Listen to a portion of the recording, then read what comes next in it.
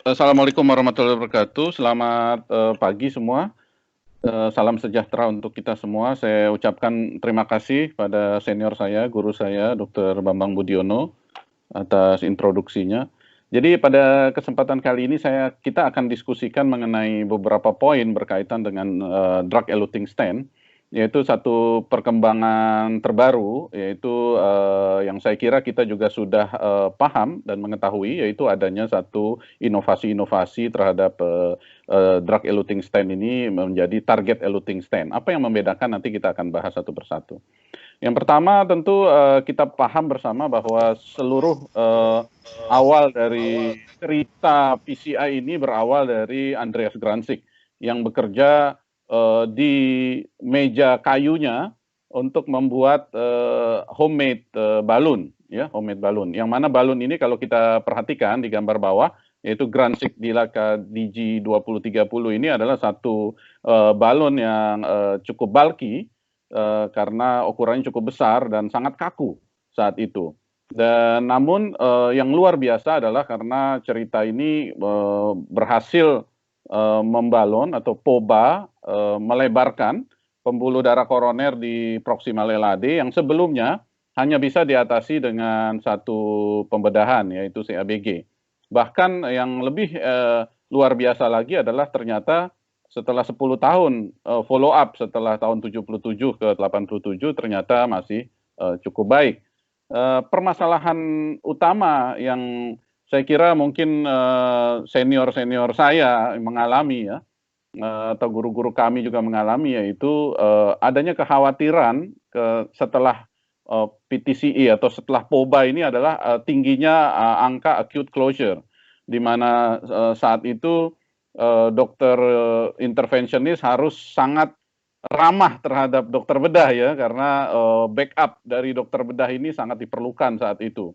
Sampai dengan 1 dari 10 pasien yang dipoba itu bisa mengalami acute closure yang berakhir di OK.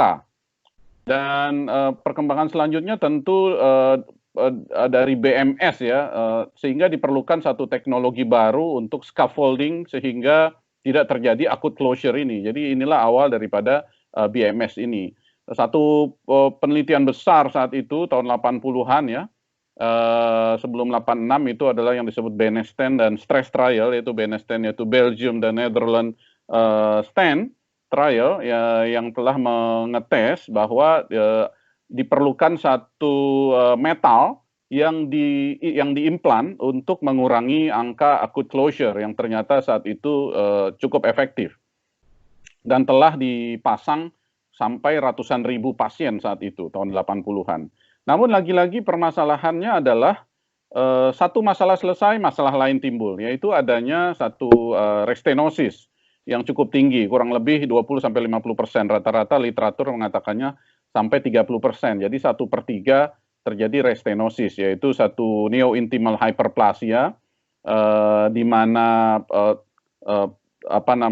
respon terhadap stent ini yaitu adanya teraktivasinya yang disebut sebagai VSMC atau vascular smooth muscle cells, dan kemudian terjadi migrasi ke dalam intrastent yang terjadi neointimal hyperplasia. Dulu neointimal hyperplasia ini dianggap satu benign disease, ya.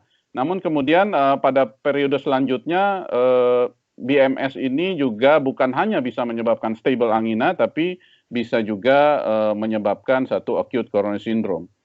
Sehingga saat itu dipikirkan mengapa tidak meletakkan satu drug, ya, di dalam stent untuk mengatasi migrasi dan juga proliferasi daripada VSMC ini. Jadi yang dua stent yang sangat terkenal saat itu yaitu Cypher dari Cordis, ya, Johnson & Johnson, dengan bahan aktif sirolimus, dan juga Taxus, ya, saat itu dengan bahan aktif paclitaxel. Pada periode sebelumnya bare metal stent tentu, karena bare metal stent tentu hanya stentnya saja. Namun drug-eluting stent ini ada 3 komponen yang saya kira kita juga paham bersama, yaitu adanya satu drug, satu adanya polimer, dan ada satu stent. Namun saat itu perlu dipahami bahwa stent saat itu adalah sangat bulky dan juga sangat tebal. dengan strata thickness itu bisa mencapai 140 mikron. Dan juga polimer generasi awal yang dipasang juga bukannya tanpa masalah. Karena polimer yang tujuannya ini adalah untuk drug release dan drug kinetic, yaitu untuk menempelnya drug pada stand, juga di generasi-generasi awal ini memiliki banyak masalah, yaitu adanya inflamasi kronis dan hypersensitivity. Dan ini kemudian menjelaskan mengapa adanya stent trombosis setelah itu. Terlepas dari adanya kehebohan saat itu, yaitu pada saat ESC meeting sekitar tahun 2006, di mana sangat heboh karena saat itu drug eluting stent yang dianggap adalah satu refinement atau satu perbaikan daripada bare metal stent, ternyata juga muncul adanya stent trombosis. Namun Greg Stone melakukan satu follow up study selama 5 tahun, betapapun stent generasi pertama ini memiliki masalah, namun cukup baik sebenarnya dibandingkan bare metal stent. Dia bisa menurunkan TLR atau target lesion revascularization dalam 5 tahun sampai setengahnya. Ya, ini sesuatu yang impresif sehingga saat itu BMS bisa dikatakan sudah mulai ditinggalkan. Namun tentu generasi pertama DES ini juga memiliki juga ada masalah-masalah, yaitu good, the bad, and the ugly. Jadi kalau sebelah kiri kita lihat late loss 0 selama 7 tahun ini adalah satu implan dari sirolimus ya, yaitu Cypher, ada satu follow up cukup baik. Namun kalau kita perhatikan secara patofisiologi, dengan adanya obat yang terjadi adalah delayed healing. Jadi kalau kita lihat di sini, saya coba pakai pointer. Kalau kita lihat di sini bare metal stent dalam 4 sampai 6 minggu sudah terjadi endotelisasi yang cukup sempurna. Namun kalau drug eluting stent hanya 40 sampai 50% pada periode yang sama, kurang lebih 1,5 bulan. Dan kalau kita perhatikan di sini dengan adanya polimer dan juga drug tadi, terjadinya ada satu proses inflamasi. Dari di bawah mikroskop kita bisa lihat sel-sel inflamasi, diantaranya adalah giant cell. Dan tentu yang menjadi isu terbesar adanya adalah satu late stent thrombosis atau bahkan very late stent thrombosis yang terjadi lebih dari 1 tahun. Belum lagi waktu itu mungkin belum terlalu terbiasa kita melakukan intracoronary imaging.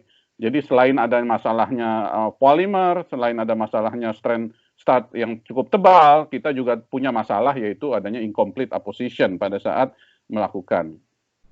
Periode selanjutnya tentu ini perbaikan dari periode pertama, yaitu DES generasi 2 yang relatif kita pakai sekarang, yaitu adanya turunan daripada Limus ya, atau Limus itu, karena paclitaxel ternyata ada satu head-to-head study yang membandingkan antara Cypher dan Taxus, ternyata Limus atau sirolimus lebih baik dibandingkan paclitaxel, sehingga pada periode selanjutnya drug limus, turunan limus ini dipertahankan yang kita pakai sekarang, baik itu sirolimus, everolimus, zotarolimus maupun biolimus. Dan tentu polimer selain drug yang diperbaiki adalah polimer. Polimer yang dipakai saat ini generasi 2 dan berikutnya adalah satu polimer yang biocompatible, artinya biopolimer yang bukan hanya tipis, tapi juga lebih ramah terhadap inflamasi sehingga tidak menyebabkan inflamasi kronis dan hypersensitivity yang menjadi biang kerok stent thrombosis.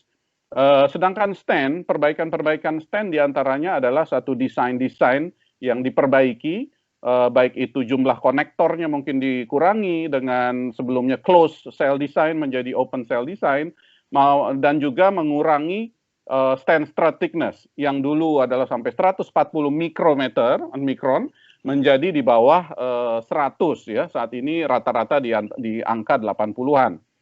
Satu hal penting juga perubahan dari metal saat ini adalah yang dulunya masih dipakai stainless steel, saat ini yang dipakai itu adalah platinum chromium dan cobalt chromium. Kenapa dirubah? Karena dengan platinum chromium ini adalah satu stent, satu jenis material yang sangat kuat dengan mengurangi strut thickness dari 140 menjadi 80-an, dia justru memiliki radial strength yang relatif sama atau bahkan lebih kuat dibandingkan stainless steel dengan ketebalan yang jauh lebih besar. Dan, jadi ini beberapa trial yang saya kira ini trial cukup lama juga yang membandingkan adalah everolimus dan paclitaxel ya, tentu jauh sekali berubah. Kalau ini adalah 1 Mei, sebenarnya ada satu data lagi gambar seperti ini, yaitu adanya stent thrombosis, di mana terjadi generasi 2, di mana generasi pertama itu stent thrombosis turun sampai dengan 70% ya dari pool data analisis yang melibatkan ribuan pasien ini. Pertanyaan terpenting saat ini adalah tahun 2020. Why do we need better stents? Jadi kenapa kita memerlukan stent yang lebih baru dan lebih bagus?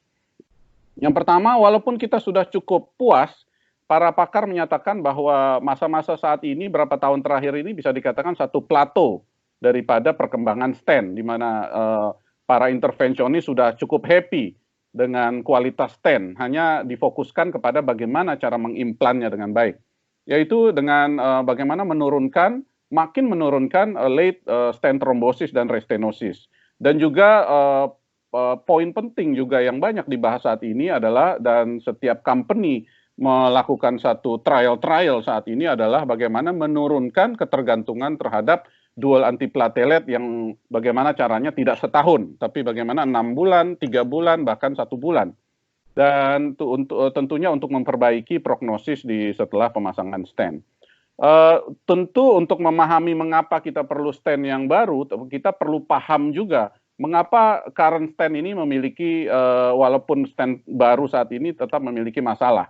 Yang pertama itu adalah karena adanya drug dan polimer yang masih bisa menyebabkan inflamasi dan hypersensitivity.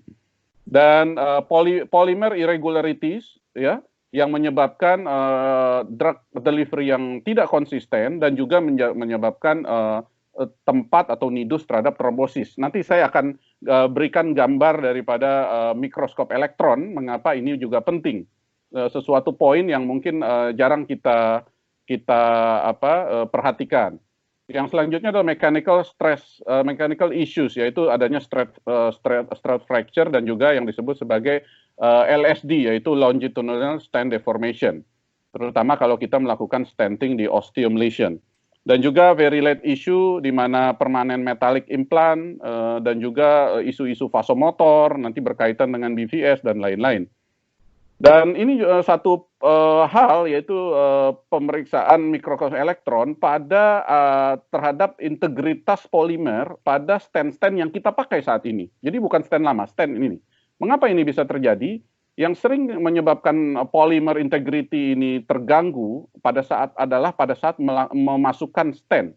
Terutama ketika pasien-pasien kita makin tua, diabetes makin banyak, CKD makin banyak, maka ketika kita berusaha memaksakan diri tanpa melakukan preparasi lesi yang cukup, yang terjadi adalah gesekan antara stent tadi dengan ada lesi di dalam koroner. Ini mungkin tidak terlihat, kita akan lihat bahwa stentnya oke-oke saja, tapi integritas polimer itu sedikit banyak sudah terganggu, dan itu ternyata bisa menjadi sumber trombosis di kemudian hari.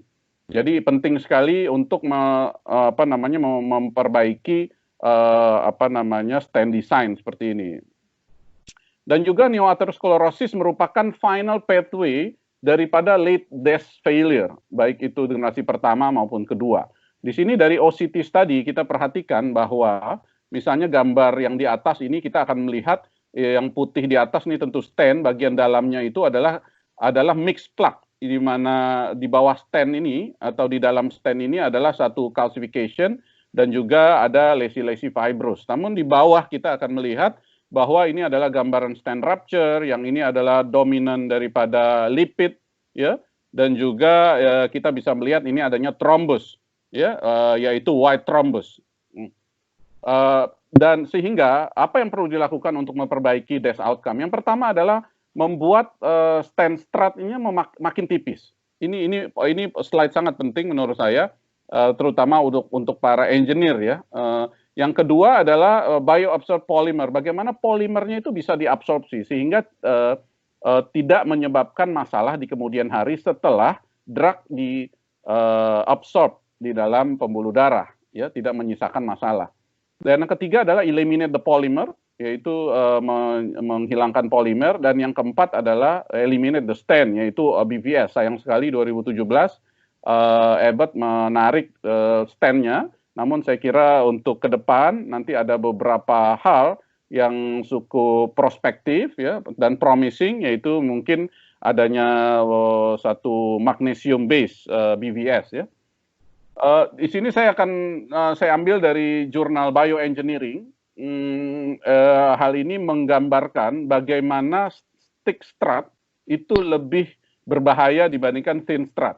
Karena bukan saja efeknya kepada fleksibilitas dan deliverability untuk para operator, tapi ternyata adanya stasis daripada darah di belakang daripada stent pada thick strut ini. Yang ini bisa menjadi trombogenik dan ternyata mengaktifasi daripada kaskade koagulasi, di mana itu tidak terjadi atau sangat minimal terjadi kalau dia adalah thin strut. Satu hal lain adalah yang berkaitan dengan peran daripada biodegradable polymer dan durable. Itu banyak sekali penelitian-penelitiannya, terutama pada stable CAD. Saya ingin sedikit menyinggung penelitian dari salah satu PPDS harapan kita yang baru selesai kemarin. Itu adalah kita meneliti bagaimana performance daripada DES dengan biodegradable polymer dan juga DES dengan durable polymer. Tentu ini satu cohort retrospektif ya, dengan kurang lebih 400 pasien terbagi dua, 200-200 yang biodegradable dan durable polymer, dengan hasil yang ternyata memang untuk yang biodegradable, kalau kita lihat yang warna biru itu memiliki angka MACE dan juga angka stent trombosis yang jauh lebih rendah dan yang telah mencapai kemaknaan. Saat ini manuskrip daripada Dr. Ratna Andriati, PPDS kita, sudah masuk ke jurnal, mudah-mudahan bisa publikasi tahun ini. Saya akan sedikit menyentuh juga mengenai sponsor kita hari ini, Otsuka, yaitu mengenai salah satu kreativitas Firehawk ya, di mana Firehawk ini memiliki apa yang disebut sebagai abdominal groove. Ya, abdominal groove ini di mana polimer dan drug dimasukkan ke dalam satu lubang yang seperti ini, dan hanya di dalam satu sisi yang menghadap kepada dinding pembuluh darah. Jadi tidak di dalam dinding lumen. Kalau kita lihat di sini, jadi ini dia ada semacam lubang, dan kemudian di dalam lubangnya itu baru kemudian dimasukkan satu drug dan juga polimer yang biodegradable, artinya yang bisa hilang dalam waktu kurang lebih 9 bulan. Jadi ini merupakan gambar skematis betapa stent drug eluting stent yang konvensional, yang biasa itu adalah meletakkan semua drug di semua sisi daripada stent, biasanya seperti itu. Yaitu jadi ada sisi yang menghadap ke dinding dan juga ada sisi yang menghadap ke pembuluh darah yang akan kontak dengan darah. Namun yang ini adalah stent target eluting stent dengan teknologi di mana obat dan juga polimer itu menghadap ke daerah dinding saja, dan yang menghadap ke arah pembuluh darah yang akan kontak dengan pembuluh darah itu relatif adalah satu BMS. Jadi dia menggabungkan satu keunggulan daripada drug eluting stent dan bare metal stent. Jadi half DES, half BMS, bisa dikatakan seperti itu. Efeknya adalah karena tidak adanya, saya kembali ke sini, karena tidak adanya drug di arah yang akan berkontak dengan darah, maka dalam konsentrasi di pembuluh darah, di darah, ternyata konsentrasi sangat rendah. Dengan drug density di dalam stand-nya juga sepertiga, ternyata di konsentrasi dalam darah itu sampai 1/7 dibandingkan dengan stand lain. Jadi tidak banyak obat yang keluar di dalam darah, hanya fokus di dalam pembuluh darah untuk mencegah daripada proliferasi dan juga migrasi daripada vascular smooth muscle cells. Untuk kita para operator, tentu poin penting kita adalah stand-nya enak atau tidak. Jadi ini berkaitan dengan bagaimana entry profile, bagaimana kita nyaman memasukkan, artinya dalam hal deliverability dan juga trackability, tentu ini berkaitan dengan entry profile, yaitu dalam hal ini cukup baik, yaitu 0,042. Dibandingkan dan cukup comparable dengan yang lain-lain ya, Promo, Science, dan lain-lain, kurang lebih 0,43, 45, 47, 44, kurang lebih. Dan kalau kita perhatikan daripada gambar stand ini adalah jika kita melihat bahwa biasanya obat dan polimer itu adalah dilapisi di luar daripada standnya, namun ini adalah Firehawk ini adalah dimasukkan ke dalam stand, yaitu di abdominal groove ini. Keuntungannya adalah seperti yang kami sebutkan di awal, ketika berusaha memasukkan stand, seringkali polimer, integritas daripada polimer itu terganggu. Namun dengan adanya di polimer ini dimasukkan dan drugnya, tentu ini akan sangat terlindung sampai dengan proses stand deployment.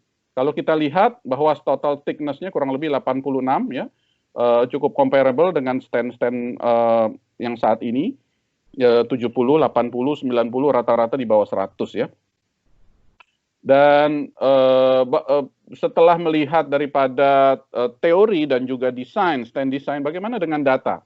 Ada beberapa trial. Yang pertama yang dipublikasi ini di Euro Intervention 2017, yaitu Target One Trial, yaitu membandingkan antara Firehawk dan Science stand. Ini satu usaha yang sangat berani menurut saya, karena biasanya trial-trial itu adalah membandingkan dengan stand-stand sebelumnya, bahkan membandingkan dengan bare metal stand untuk performance stand baru.